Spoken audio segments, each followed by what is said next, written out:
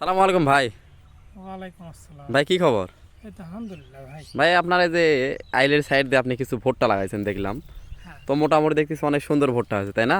হ্যাঁ। তো আসলে এটা কি জাতের ভুট্টা ভাই? ভাই এটা হলো ব্রাকের জাত আর ব্রাকের। কি।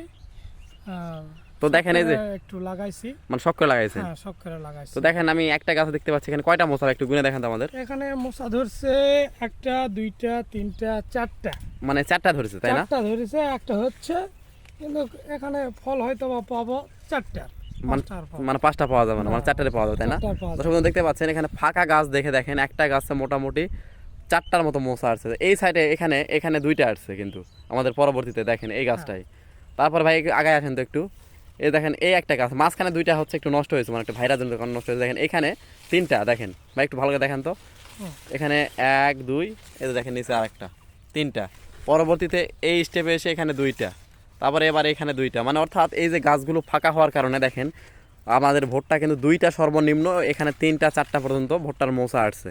তো আপনারা চাইলে গাছগুলো আসলে অনেকে আপনারা যারা চাষ করেন ভুট্টা অবশ্যই ফাঁকা করে লাগানোর চেষ্টা করবেন, মানে নির্দিষ্ট দূরত্বে, তাহলে ইনশাল্লাহ ভালো ফলন পাবেন। অনেকেই আপনারা মানে ঘন করে ভুট্টাগুলো লাগাই থাকেন, তো তার কারণে কিন্তু ফলনটা কম হয় তাই না ভাই? হ্যাঁ। আচ্ছা, তাহলে আপনাকে অনেক অনেক ধন্যবাদ। আসসালামু আলাইকুম।